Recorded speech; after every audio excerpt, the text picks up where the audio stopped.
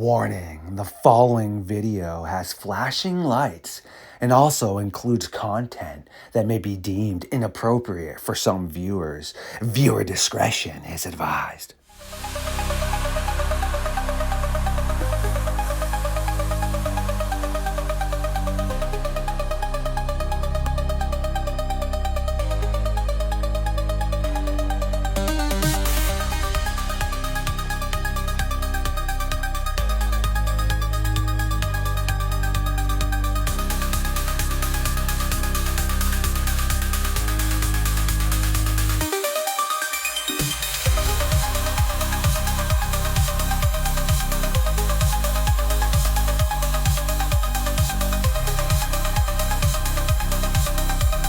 Produced by Barbershop and LordeStarfox Radio.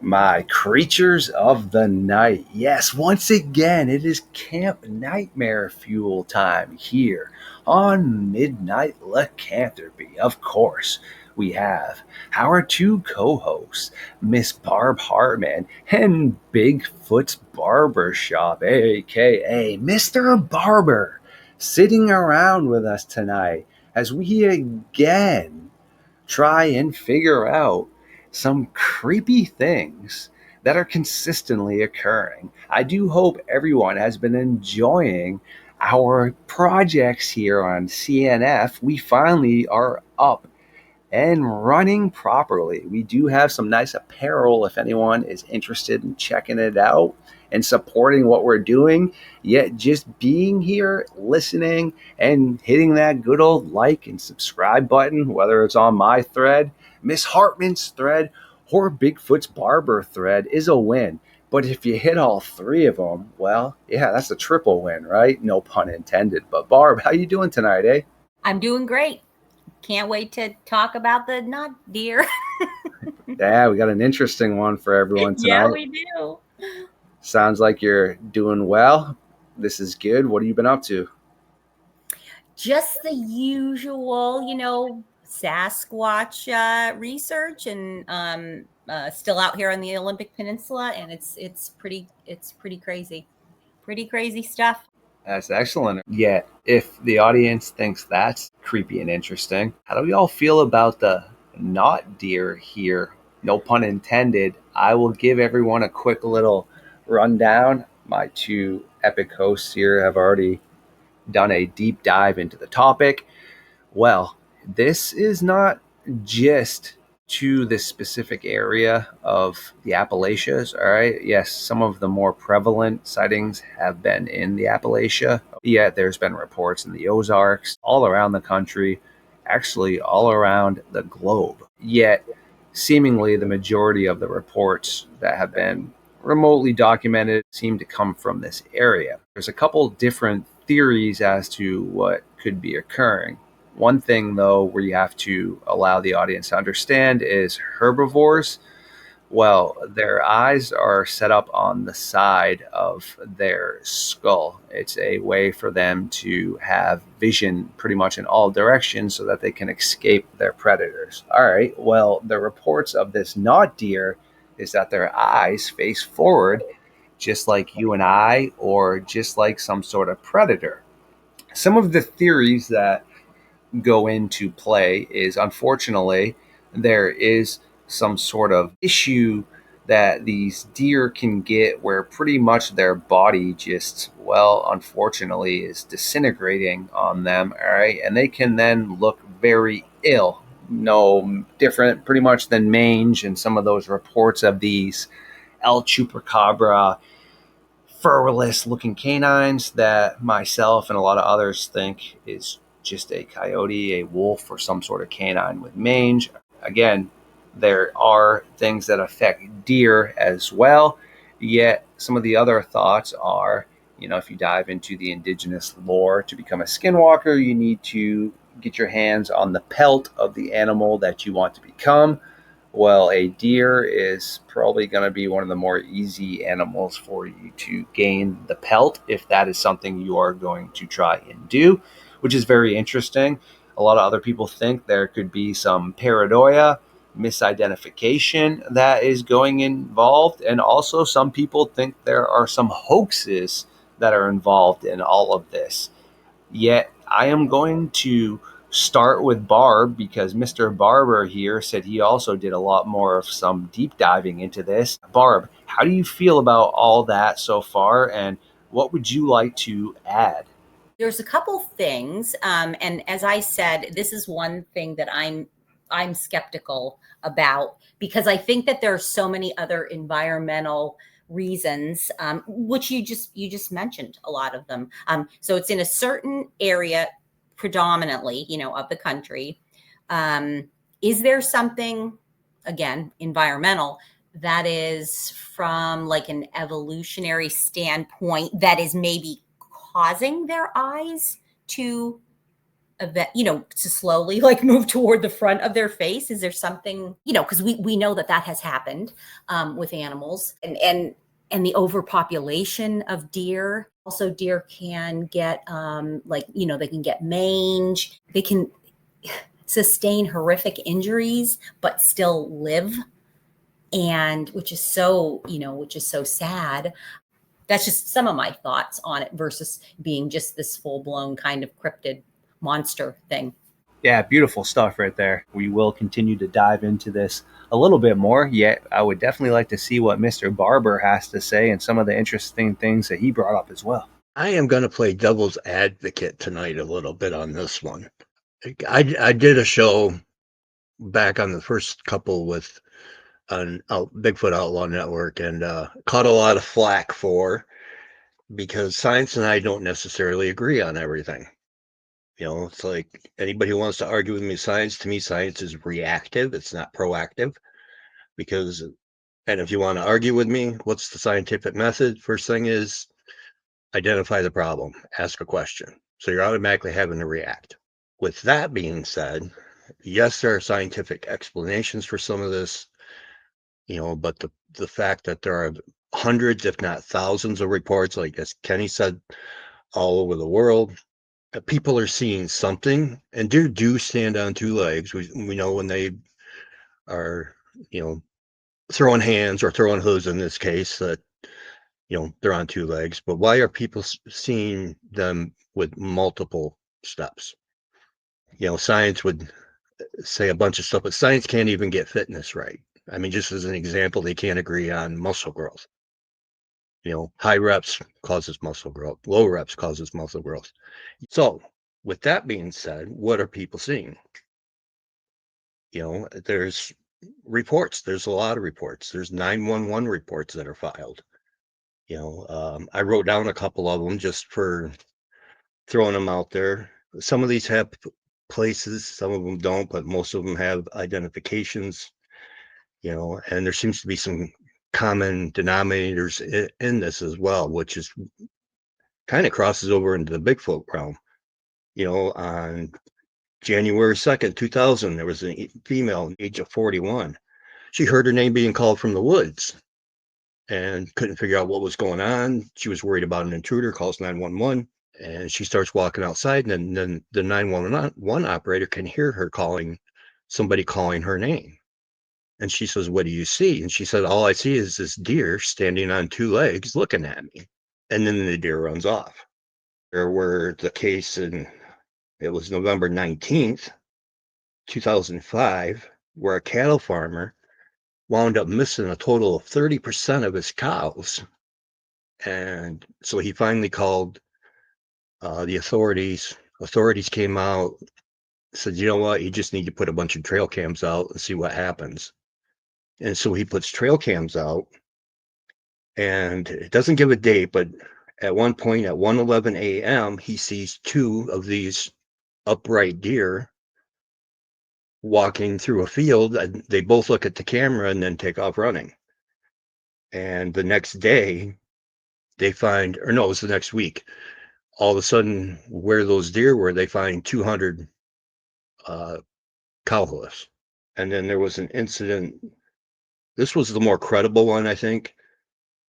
Back on 10/11 of 2012, it was a junior wildlife officer in the National Forest in Tennessee, sees a herd of deer, And as he's looking, he sees one deer that's standing up, but its joints are facing backwards. It's got a bloated tummy. And so he calls it in and says, "Hey, there's this weird looking deer, and he starts talking about what I just mentioned. And then all of a sudden there's a whistle, and the guy's like, "Oh, holy crap, did he just whistle at me?" And then they can hear hooves coming toward him, but they're not in the typical gallop. They're almost bipedal. And then so the next night, they're out on patrol, and it's a different guy because that guy refused to come back to work. The very next night, the guy, somebody calls in, says, "We need a supervisor out here. We got a weird deer." And so the supervisor goes out, sees the deer. They call the authorities, and the authorities see the deer. And once the authorities show up, then this thing literally, the cops and everybody see it run off on two legs. So there's a lot of accounts of it. So I just can't. It would be like 30 years ago, somebody's, taking my Bigfoot story and saying, "Yeah, sorry, the science doesn't back this up. So 1,099 are bunk, misidentification, whatever." You still got one report that he can't explain. That's great stuff right there for sure. Definitely adds a whole nother layer to this topic as what potentially could be occurring here for sure. Super bizarre. I do also know there is many things that can occur, like Barb had said, just naturally. I've heard of some hunters say that they've seen deer basically, well, unfortunately having a meltdown and just ramming a tree with its head over and over and over again until, well, the tree wins the battle. I've heard that from a lot of different people, which again obviously solidifies something potentially was, going on with that deer. Yet again, such a great point you made. I'm really big on science. I love science, but a lot of my scientists that I respect and that I work with also say what you just said, that a lot of people in science, aren't really living up to what science is meant to be lived up to. Yes, are not handling things properly. One of my favorite examples I do use before we ask Miss Hartman her thoughts is, well, again, big nerd. What kid growing up doesn't like dinosaurs and sharks? Well, I sure as heck did, along with the Ghostbusters and the Ninja Turtles. Yeah, sure, of course. Hashtag nerd, right? I mean, it's just one of those things. But Tyrannosaurus Rex, obviously, most children think the king, even though we do know potentially other larger predatory dinosaurs could have existed. The odds of us ever finding every animal to walk Earth is very slim to none. So, in actuality, the T Rex could, well, maybe be one of the smaller actual predators, right? Because the larger you are, it's harder for you to be fossilized. We'll dive into that some other time. Yet, you had a great group of scientists. They're all on the same side at first. Wow, did we just find a juvenile Tyrannosaurus Rex? They start diving into this more. To one side that wants to evolve and play good science and go with the analytics and the statistics realizes there's no way this could be a juvenile Tyrannosaurus Rex and that it grows up into this. Because even if you look at modern day animals, they're still similar enough where you're like, yeah, sure, I could definitely see how it turns into this as an adult. Well, yeah, the other side that was dug right in. Nah, this is a juvenile Tyrannosaurus Rex. Wanted to go tooth and nail to the end. Well, as more and more credence and quality evidence came out, guess what? It was not a juvenile Tyrannosaurus Rex. It's called the Nanosaurus Rex. It is, yes, related somewhere down the line to the Tyrannosaurus Rex, but it is not a T Rex. That right there just shows you the good side of science and then the side of science that didn't want to change because they thought they had it figured out. Right. And even with the fact that a lot of times they get so married to an idea that when things change, you don't hear about it. Like Kenny pointed out, there is good science and there's bad science. It's just sometimes Sure, people get so absolutely. married to it. And a great example of not wanting to change their story is look at all the guff Dr. Meldrum's taking. The only legitimate scientist really for a very long time looking at Bigfoot. Great point right there. And I Wish Meldrum would talk to me and work with me. So I'm a little bit salty about that, but I do respect him and definitely think he's awesome. Yet, yeah, I mean, if he would like to, fall into the side of good science, you gotta just look at some of the different layers for sure, and not, really kind of play in your own mud puddle, right? Barb, how do you feel about everything we spoke about so far? The stuff Brian was talking about with all the sightings of the not deer, some of the things I mentioned, and also, some of the other things we just stated. Yeah, absolutely. There are a lot of reports, and I have to probably just talk to, and I know I'm kind of being a hypocrite here, but I'd have to talk to some of these people to see, but whatever, but I also wonder if it's more of like if it's a skinwalker. Really makes me wonder. The explanation, what they're talking about, the descriptions. Doesn't it sound like a skinwalker? What do you guys think? Great questions right there for sure. That is some pretty gnarly stuff. I've Yeah. heard some reports of them speaking to. I've heard a report from over in Germany where these American soldiers were just running a patrol around one of the bases. They saw this old looking native man that they said they thought at first he was confused or something because, like, whoa, you just scared us. What the heck are you doing out here, man? As they're trying to talk to him, he just seemingly backs up and kind of vanishes. So they're like, whoa, are we overtired right now? Like, what the heck? So they're just sitting there trying to figure out. They keep walking and chuckling about it, turn back around. Now this man is supposedly this canine like creature. As he walks off, turns back into the man. So did he potentially just use that like effect of the glamour, which isn't a real term, make you believe what they want you to believe? Okay, meaning like I could glam you and be like, Barb, tonight this conversation never happened, and you're going to be like, yes, tonight this conversation never happened, and then you could watch this and be like, what the heck? Like, so pretty much, what if these skinwalkers are able to more or less control what it is we're seeing? So could it really have been the indigenous man, but he knows that werewolves and things cause terror, so they put on that personification? Yet it has to be more than an animal if it does exist. If it's speaking, yeah, animals whistle and make noises. Talking about what this gentleman said, that seems to definitely point in the direction of something more than a disintegrating deer. I don't know. How do you feel about that, Barber? I think Barbara's right. I tend to think more they're probably seeing skinwalkers, to be frank.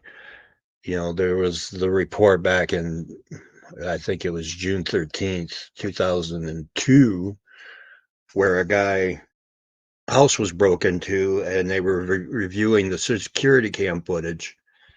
And what they found was 2 hours of missing time. And the last frame on the footage was what looked like a deer standing on two legs, but with almost the hooves were warped into like fingers reaching for the security cam.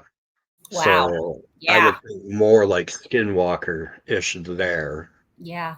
I'm sure there are some, I mean, we're talking, I hate to generalize, but we all know the Appalachians are full of some interesting people and, see some strange things. A lot of these people, I mean, the one guy was actually a wildlife officer. So you're seeing something, and it was on a not Cherokee reservation. So there Oh. again could prove more toward the Skinwalker aspect of it. So as far as I think, I think Skinwalker is more the answer. Yeah, and when you hear reports from people like that, it's really makes you think. They know he would know what to look for. He would know if it was something other than a deer, or another way to dispute that report. They hold a lot of credence for me. But it is, I think it's something that does need, well, I don't want to say it needs to be explored, because you got to be careful with with investigating skinwalkers. I mean, I wouldn't anyway, but I'm just saying. Do we think potentially when it comes to being a skinwalker, that you actually are taking on the form of that because you are using magic? Or do you think, as I mentioned, potentially it could be some sort of glamour aspect? Yeah. I mean, that's what they say, right? So, But then the other part is when they revert back, where does all that go?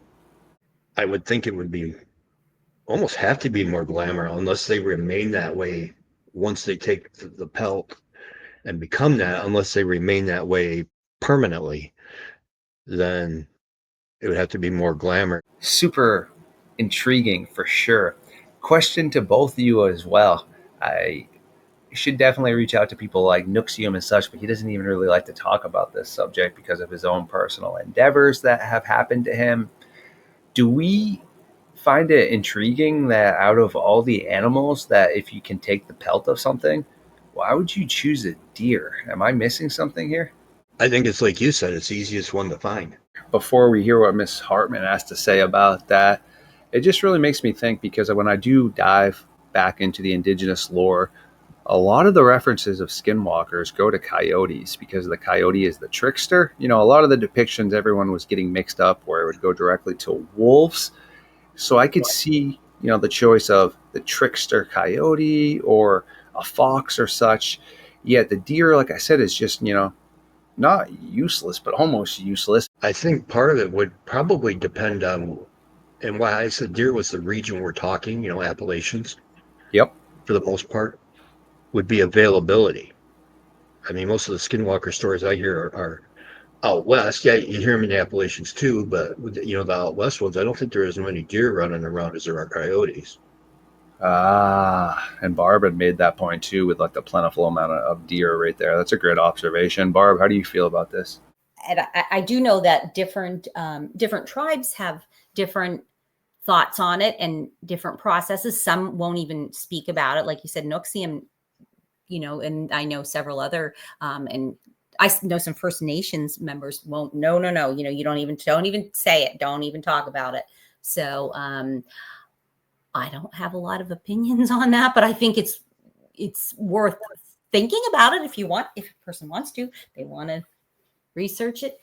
I don't know if we'll ever get the true. I don't know if we'll ever get to the bottom of this. What's true and what's not. I don't know.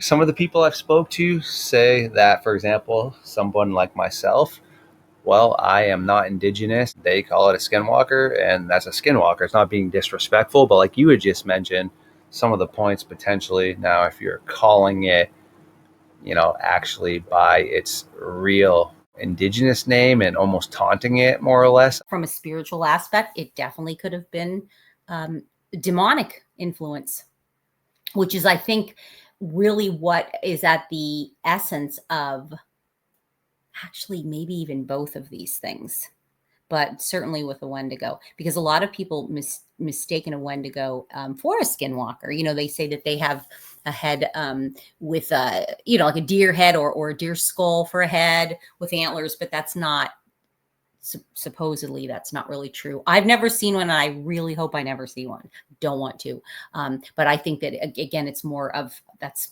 both do have a demonic influence or demonic, kind of a slant to them. There's got to be some kind of outside influence. So, and the curse of the Wendigo, I'm trying to think, can that curse be passed by biting somebody? I don't remember, or if that's just werewolf and vampire, but get rid of the Wendigo curse. There's a whole process to go through. Mm-hmm. I don't really dive into the whole Wendigo and Skinwalker topic as much because I think there's definitely some big differences that we try to differentiate, yet it's almost seemingly like a possession. Yeah, I agree. Yeah. There is actually in modern psychiatry, there is a disorder known as the Wendigo psychosis. Great stuff right there. So I think it's definitely a possibility. Yeah, super interesting. Well, Mr. Barber, as we are starting to tie this up, how do you feel about that? Speechless. Right. Nope. Yikes, right? Some straight up nightmare fuel, which Yeah, is what that's we for like sure. This is what we do here, my friends. Well, Miss Hartman, is there anything else tonight you would like to mention or touch base on before we let you get back to things you need to attend to?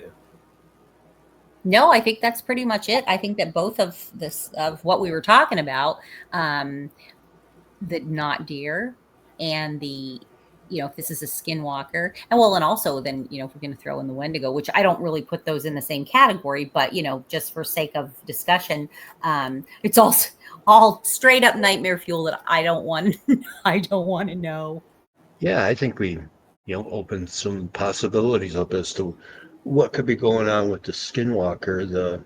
I think we definitely put some possibilities onto the alternatives for what that not deer is. Skinwalker to me makes a lot of sense. Wendigo, me definitely. If Skinwalker takes the pelt, then you're going to have the antlers on the face and everything. So, and that's what people are seeing is it's walking upright, backwards joints, but walking bipedal. Yeah, some pretty gnarly stuff. Couldn't agree more. Well, Barb, thank you for hanging out with us tonight. I totally appreciate you. Of course, thanks for having me. And this is just even though we discuss nightmare fuel, it's just always great hanging out with you guys and sharing ideas. That it is. Much love, my friend, and Mr. Barber. Thanks for chilling with us tonight, guy. Oh, it's always my pleasure. Love to get on and like chat with friends, over the nightmare fuel. But there's before and after conversations too that are always nice.